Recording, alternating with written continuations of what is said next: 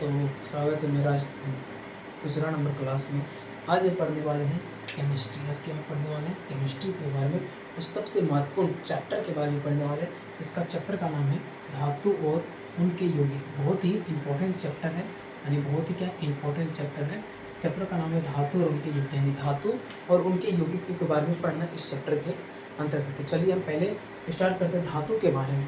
धातु के भौतिक गुण, धातु के भौतिक गुण के बारे में थे क्या, धातु के भौतिक गुण के बारे में पहले जानते हैं। धातु के 72 कक्षा, धातु के क्या 72 कक्षा में 1, 2, 3 इलेक्ट्रॉन होते हैं।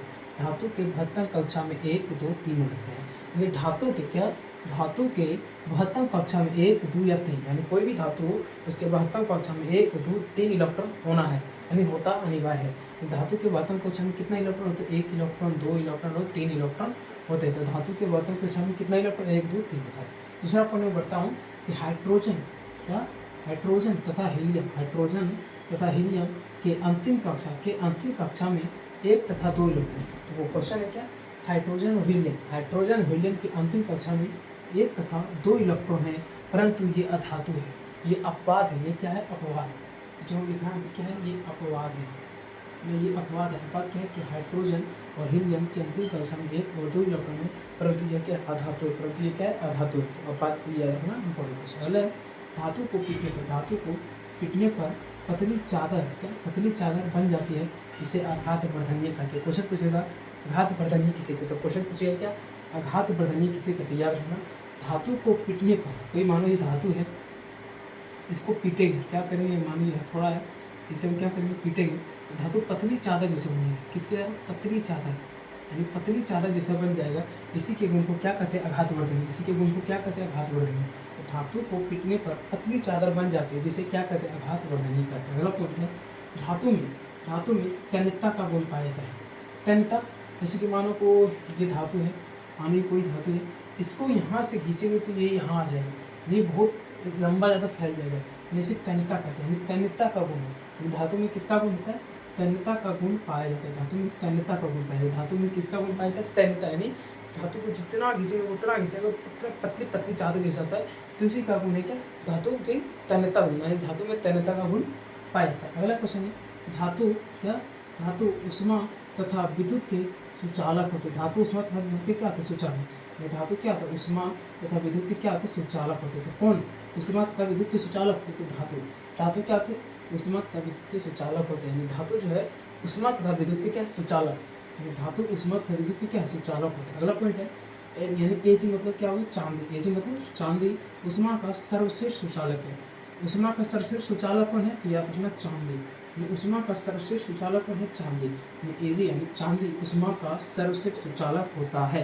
यानी एजी यानी उष्मा, यानी मतलब चांदी उष्मा का सर्वश्रेष्ठ सुचालक होता है। अगला पॉइंट है सोडियम। क्या? सोडियम तथा पोटेशियम, सोडियम तथा पोटेशियम को चाकू से काटा जा सकता है। तो किसे चाकू से काटा जा सकता है? तो यानी सोडियम तथा पोटेशियम को चाकू से काटे, यानी सोडियम तथा पोटेशियम हो गया, सोडियम तथा पोटेशियम को चाकू से काटा जा सकता है। अगला पॉइंट है धातु विद्युत के धनात्मक होते, धातु विद्युत के धनात्मक होते, परंतु ये इलेक्ट्रॉन को, तो ये ई मतलब इलेक्ट्रॉन को त्याग करते। धातु विद्युत के धनात्मक होते परंतु ये इलेक्ट्रॉन का त्याग करते। क्या? धातु विद्युत के धनात्मक होते परंतु ये क्या करता है? इलेक्ट्रॉन का त्याग करते हैं। धातु विद्युत के धनात्मक होते परंतु ये क्या करते हैं? इलेक्ट्रॉन का त्याग करते हैं। जो धातु है विद्युत के धनात्मक होते परंतु इलेक्ट्रॉन का त्याग करते हैं, यानी इलेक्ट्रॉन को त्याग करते हैं, माइनसमक त्याग करते हैं। धातु विद्युत के धनात्मक होते परंतु इलेक्ट्रॉन को क्या करते हैं? त्याग करते हैं। नेक्स्ट हो जाता है धातु के रासायनिक गुण। भौतिक गुण पढ़ दिए, अगला है रासायनिक गुण। धातु के रासायनिक गुण के बारे में, धातु के रासायनिक गुण के बारे में। धातु क्या, धातु ऑक्सीजन यानी O2 से, ऑक्सीजन O2 से अभिक्रिया, यानी ऑक्सीजन से अभिक्रिया कर ऑक्साइड बनाते हैं। क्या बनाता है? ऑक्साइड। धातु ऑक्सीजन से अभिक्रिया क्या बनाता है? धातु ऑक्सीजन से अभिक्रिया कर क्या बनाता है? ऑक्साइड बनाता है। धातु ऑक्सीजन से अभिक्रिया कर ऑक्साइड बनाते हैं। धातु ऑक्सीजन से अभिक्रिया कर क्या बनाता है? ऑक्साइड बनाता है। अगला है धातु में अम्लता एवं क्षारीय, धातु में अम्लीय एवं क्षारीय दोनों का गुण पाए जाते हैं। धातु में क्या होता है? अम्लीय भी होता है और क्षारीय का दोनों का गुण पाए। यानी धातु में अम्लीय और क्षारीय दोनों का गुण पाए जाते हैं। यानी धातु में क्या होता है? अम्लीय और क्षारीय दोनों का गुण पाए जाते हैं। अगला है केवल मैग्नीशियम तथा मैग्नीज, मैग्नीशियम तथा मैग्नीज, केवल मैग्नीशियम तथा मैग्नीज धातु तनु नाइट्रिक अम्ल से, धातु तनु नाइट्रिक अम्ल से क्या, धातु तनु नाइट्रिक अम्ल से अभिक्रिया कर H2 गैस यानी उत्पन्न करते हैं, हाइड्रोजन गैस मुक्त करते हैं। तो क्या केवल मैग्नीशियम तथा मैंगनीज, केवल मैग्नीशियम तथा मैंगनीज धातु तनु नाइट्रिक से विक्रिया कर H2 यानी हाइड्रोजन गैस मुक्त करता है। अगला अम्लराज HCl तथा HNO3 का मिश्रण होता है। तो क्वेश्चन पूछेगा अम्लराज किसका मिश्रण होता है, तो HCl का तथा HNO3 का, HCl तथा HNO3 का, यानी अम्लराज जो है HCl तथा HNO3 का मिश्रण होता है। अम्लराज किसका मिश्रण होता है, HCl तथा HNO3 का मिश्रण होता है। जो अम्लराज है वो HCl तथा HNO3 का मिश्रण होता है। अगला है धातु, ये इंपॉर्टेंट पॉइंट, ये 3 जो 4 है बहुत इंपॉर्टेंट पॉइंट है। धातु तथा अधातु, धातु तथा अधातु सभी क्रिया कर आयनिक यौगिक बनाता है। धातु तथा अधातु से विक्रिया करके कौन सा यौगिक बनाता है, देखो धातु तथा अधातु से विक्रिया कर आयनिक यौगिक बनाता है। सबसे इंपॉर्टेंट है धातु अधातु से, कोई भी धातु है अधातु से विक्रिया करेगा तो वो क्या बनाएगा, आयनिक यौगिक। मानो कोई लड़का है कोई लड़की है, यदि वो दोनों मिल जाता है तो संतान की उत्पत्ति करता है। ठीक उसी प्रकार धातु और अधातु आपस में विक्रिया करके आयनिक यौगिक का बनाते हैं।